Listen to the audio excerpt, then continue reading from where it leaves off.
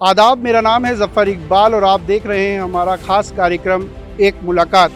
आज के प्रोग्राम में हम आपको एक ऐसे मेहमान से रूबरू कराने जा रहे हैं जिनकी शख्सियत को शब्दों में बयां कर पाना थोड़ा मुश्किल है। हम बात कर रहे हैं इमरान प्रतापगढ़ी की। अपनी शायरी के ज़रिए करोड़ों दिलों पर राज करने वाले इमरान प्रतापगढ़ी को अखिल भारतीय राष्ट्रीय कांग्रेस में अहम जिम्मेदारी से नवाजा गया है।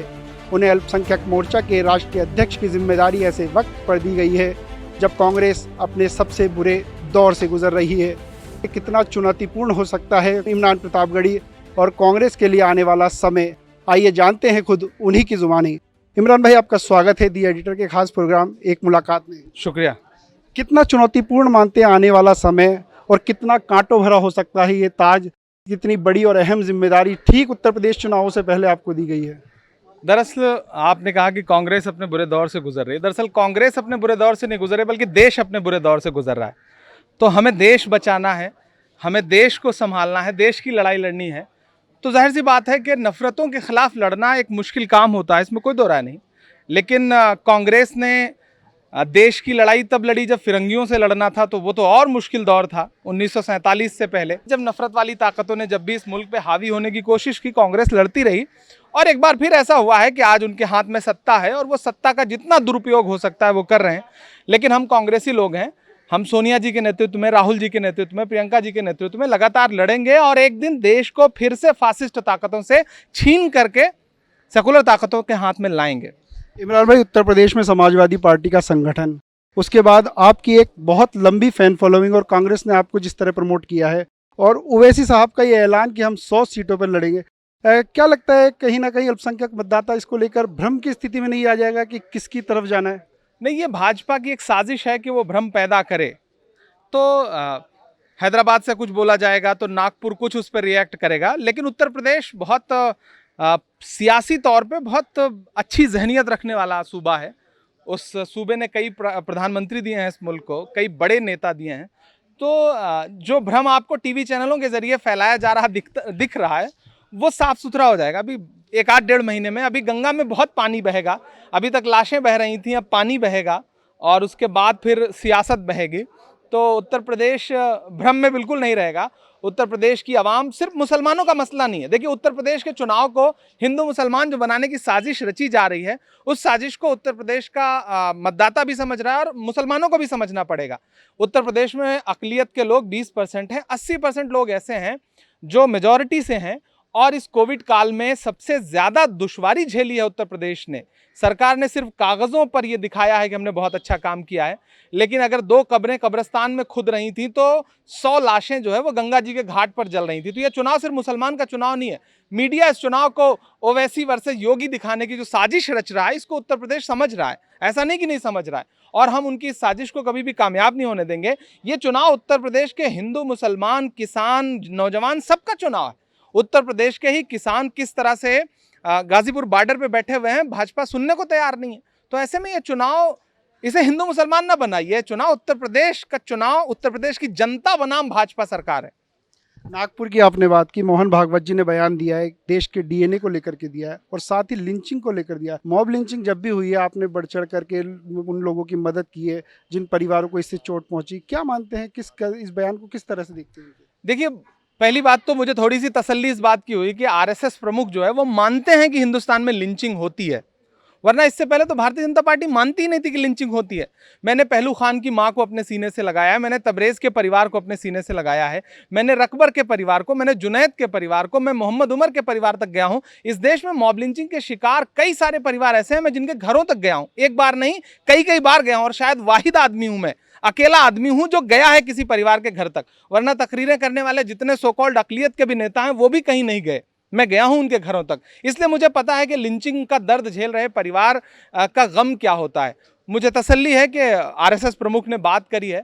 कांग्रेस ने अपने घोषणा पत्र में ये बात कही थी कि हम लिंचिंग के खिलाफ कड़ा कानून बनाएंगे। अनफॉर्चुनेटली हमारी सरकार नहीं आई।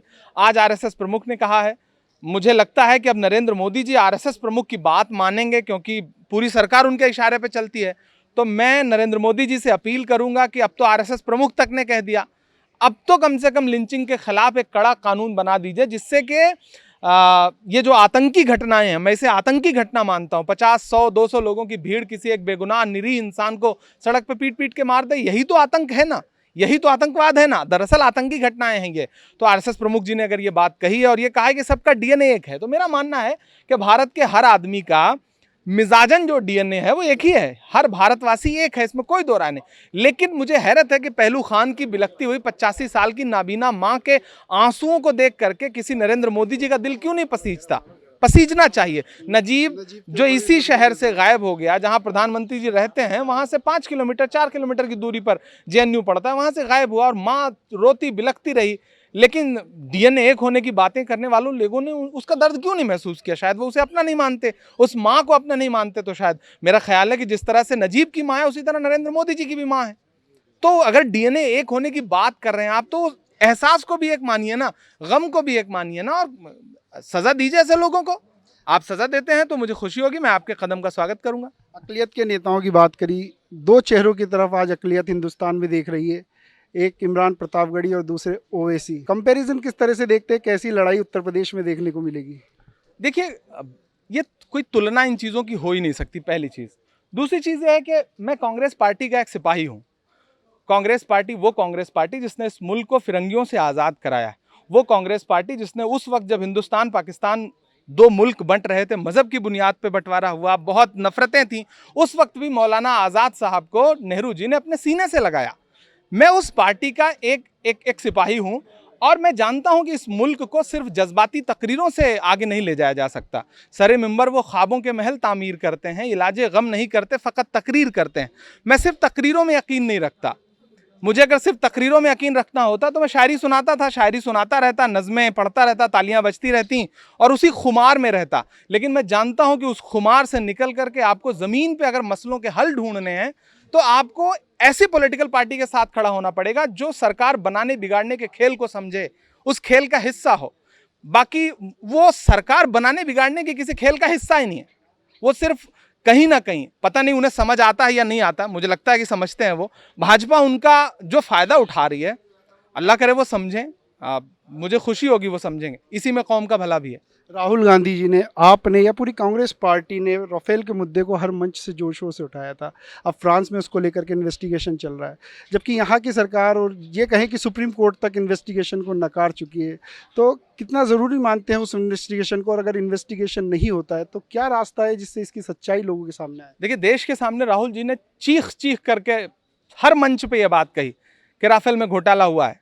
राफेल एक घोटाला है, राफेल एक स्कैम है। लेकिन चूंकि, मुझे देश माफ़ करे, एक राज्यसभा पे एक जज साहब उन्होंने फैसला सुना दिया सरकार के सपोर्ट में और उसके बाद फिर ठंडे बस्ते में डाल दिया गया। मीडिया पूरी तरह से बायस्ड होकर के सरकार बहादुर की छवि बचाने की कोशिश में लगी हुई है।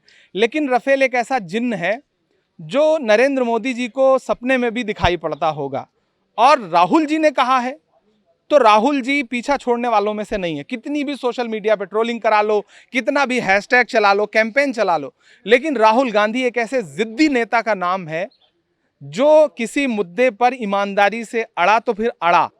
पिछले 2 साल में, 3 साल में आप देश के जितने भी बड़े मुद्दे उठा के देखिए, अगर राहुल जी ने कहा कि आप नोटबंदी कर रहे हो, देश तबाह हो जाएगा, अर्थव्यवस्था तबाह हो जाएगी, तो तबाह हुई अर्थव्यवस्था। अगर राहुल जी ने कहा कि आप गब्बर सिंह टैक्स लगा रहे हो, जीएसटी लगा रहे हो, तो देश तबाही के कगार पे जाएगा, बाजार बर्बाद हो जाएगा। बर्बाद हो गया बाजार। जब लिट्टी चोखा खाते हुए नरेंद्र मोदी जी फोटो डाल रहे थे, उस समय सुनामी आने से पहले कोविड की, राहुल जी ने कहा कि सुनामी आने जा रही है, देश संभल जाए। लेकिन वो लिट्टी चोखा खाने में लगे थे, बिहार चुनाव की तैयारी में लगे थे, बंगाल चुनाव की तैयारी में लगे थे दूसरी लहर में। लेकिन तब भी राहुल जी ने कहा कि देश आगाह हो जाए। एक एक करके मानना पड़ा। अब मैं गारंटी के साथ कह रहा हूं कि अगर राहुल जी ने कहा है कि इस पे हम नहीं छोड़ेंगे, इस पे हम आखिर तक लड़ेंगे, तो हम एक्सपोज करके रखेंगे। और अब तो फ्रांस में जांच शुरू हो गई है। राफेल दरअसल अब गले के मतलब सरकार के गले की फांस नहीं बल्कि फ्रांस बन चुकी है, और सरकार को इस पे हम घेर करके छोड़ेंगे। और सरकार के पास जवाब देने के लिए न कुछ है। मीडिया कब तक उनकी इज्जत बचाएगा, कांग्रेस कार्यकर्ता देखेंगे। भाई एक सवाल आपकी ही पार्टी से, आपको ज्वाइन करे इस पद पर तकरीबन 1 महीने से थोड़ा वक्त ज़्यादा हुआ है।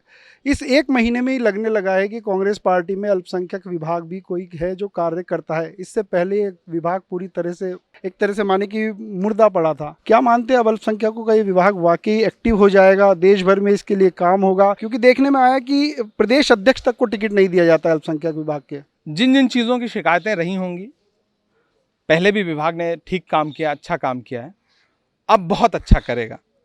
इस यकीन के साथ आपसे कह रहा हूँ कि जिन जिन चीज़ों की शिकायतें अक़लियतों को रही होंगी, मैं उनकी लड़ाई सड़क पे भी लड़ूंगा, पार्टी के अंदर भी लड़ूंगा। इमरान भाई बहुत बहुत शुक्रिया आपका। मंजिल से ज़रा कह दो अभी पहुंचा नहीं हूं मैं, मुश्किल भरा सफ़र है पर ठहरा नहीं हूं मैं।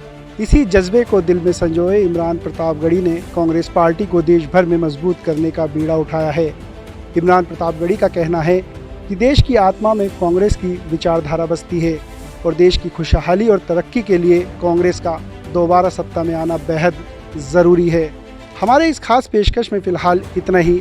देश और दुनिया की बाकी खबरों के लिए हमारे YouTube चैनल दी एडिटर को सब्सक्राइब करना ना भूलें। जय हिंद।